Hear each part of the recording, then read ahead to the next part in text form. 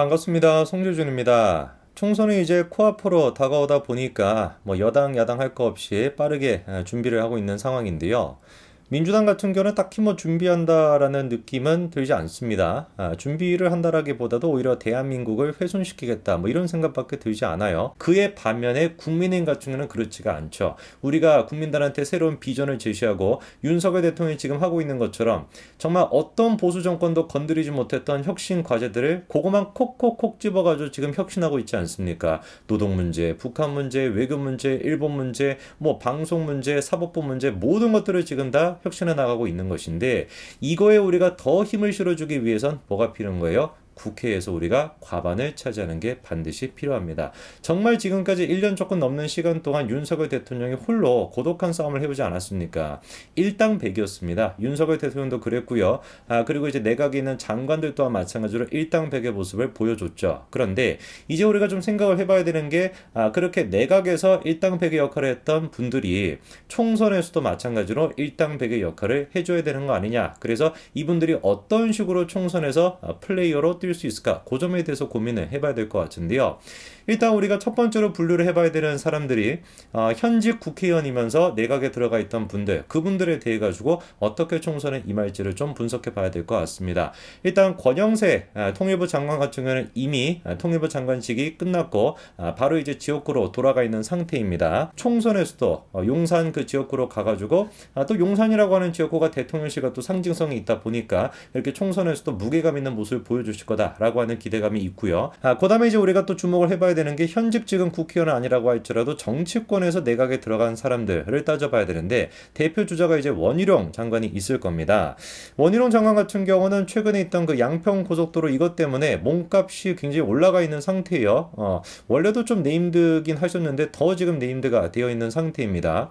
그러다 보니까 이제 그 원희룡 장관의 의도가 무엇일까? 이 양평 고속도로 문제에 대해서도 모두가 놀란 결정을 내렸습니다. 백지화를 시키겠다. 민주당의 거짓 선동에 더 이상 놀아나지 않겠다라고 백지화를 시키는 결단 있는 모습을 보여줘가지고 보수 지지층에서는 굉장히 지금 환호를 받고 있고 그리고 무당층에서도 마찬가지로 환호를 조금 받고 있는 그런 분위기가 있습니다. 그러면은 원희룡 장관 또한 마찬가지로 다음 총선에서 국회의원직을 생각을 할 것이고 어떤 지역구로 나갈 것인가 이 정도가 네임드가 돼 있는 사람이라고 한다면은 지역구에 나간다라는 것 자체가 이제 파생 효과처럼 주변에 있는 지역에도 영향을 줄 수가 있기 때문에 어디에 나갈까가 굉장히 우리가 주목이 될 수밖에 없는데 일단 지금 원희룡 장관 같은 경우는 서울 양천갑에 16대부터 18대까지 내리 3선을 했던 그런 전력이 있습니다. 근데 지금 서울 양천갑 같은 경우는 조수진 의원이 들어가 있죠. 조수진 의원 같은 경우는 비례의원이긴 합니다만 그래도 이제 지금 당의 지도부에 있는 그런 사람이다 보니까 이 조수진 의원 지역구에 바로 그냥 조금 이제 그 원희룡 장관이 들어가기는 좀 어렵지 않을까라는 생각이 들어요. 그러다 보니까 다른 어떤 지역에 전략 공천 형태로 들어갈 것이다라는 예측이 나오고 있습니다.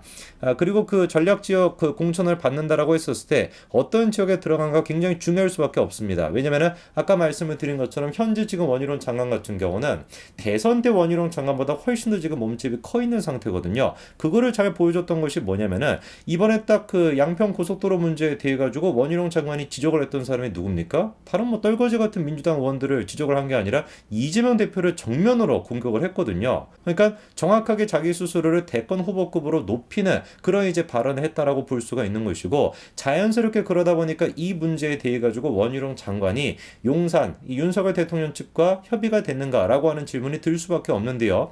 일단 지금 사전 교감이 됐다라는 쪽으로 정리가 되는 것 같습니다. 구체적인 얘기를 들어보니까 원희룡 장관이 민주당의 김건희 여사 일가 특혜 의혹 측이 가짜뉴스 선동에 대해서 백지화 계획 발표를 하기 전에 대통령실에 보고를 했다라는 것이죠. 다만 대통령한테 직접 대화를 나눴는지는 확인이 안 된 상태라는 겁니다. 그리고 원희룡 장관이 방송에 나와가지고 윤석열 대통령과 상의 없이 했다라고 하는 얘기는 분명히 했거든요. 그러니까 제가 보기에는 뭐 이거에 대해서 뭐 거짓말을 할 리는 없으니까 대통령과 직접적으로 상의는 안 했다라고 할지라도 대통령실에 간접적으로 전달을 하고 대통령실을 통해 가지고 대통령한테 의사를 전달하는 아마 그런 식으로 정리가 되지 않을까 생각이 듭니다.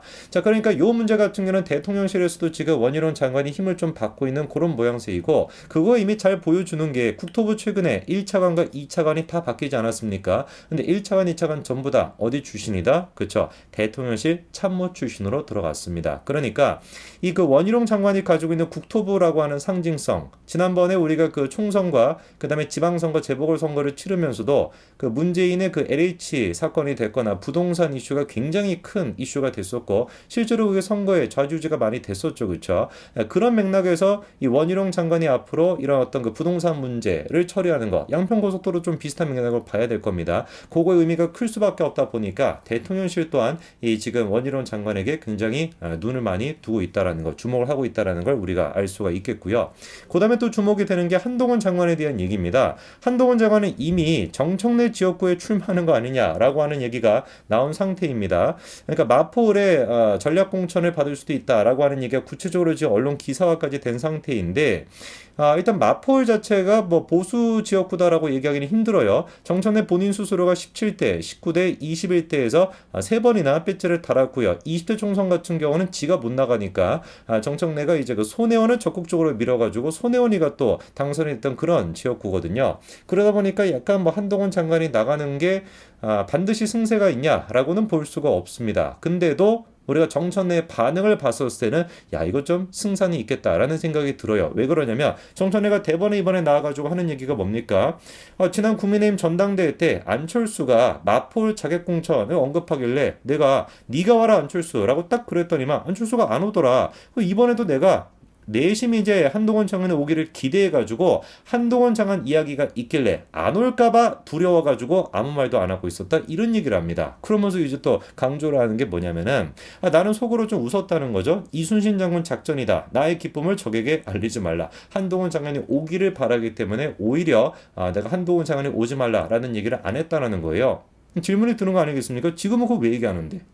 그렇잖아요. 지가 얘기하는 것처럼 무슨 뭐 나의 기쁨을 적에게 알리지 말라 이순신에 또 빙의해가지고 이따위 소리를 하고 있다라고 한다면은 끝까지 그 얘기를 안 해야지 의미가 있는 것이지. 채 며칠도 지나지 않아가지고 지가 그냥 막 지레 겁을 먹고 저딴 식의 얘기를 하고 앉아 있으니까 누가 보든지 안에 정청래가 지금 뭐라는 걸 알 수 있습니까? 겁을 먹고 있다는 걸 알 수가 있죠. 고민적인도 마찬가지 아니었습니까? 뭐 한동훈 올 테면 와라. 그리고 또 이제 또 뭐였습니까? 추미애 올 테면 와라. 뭐 이런 얘기 하는 거 그거 보면서 우리가 무슨 생각이 드는 거야? 참 딱하다라는 생각이 드는데 정청래 또한 마찬가지다라고 정리가 되겠습니다. 뭐 우리가 지금 시점에서는 그런 생각이 듭니다. 원희룡 장관이 됐거나 한동훈 장관이 됐거나 이런 분들이 그냥 윤석열 정부의 내각에 계속 남아가지고 윤석열 대통령한테 힘을 실어줬으면 좋겠다라는 생각이 분명히 드는데 그리고 이제 그 공천에 나간다라고 하는 게 야 그래봤자 뭐 원희룡 장관, 한동훈 장관 그 뭐 국회의원 의석수 2자리 늘어나는 것인데 무슨 의미가 있냐라고도 생각이 들죠.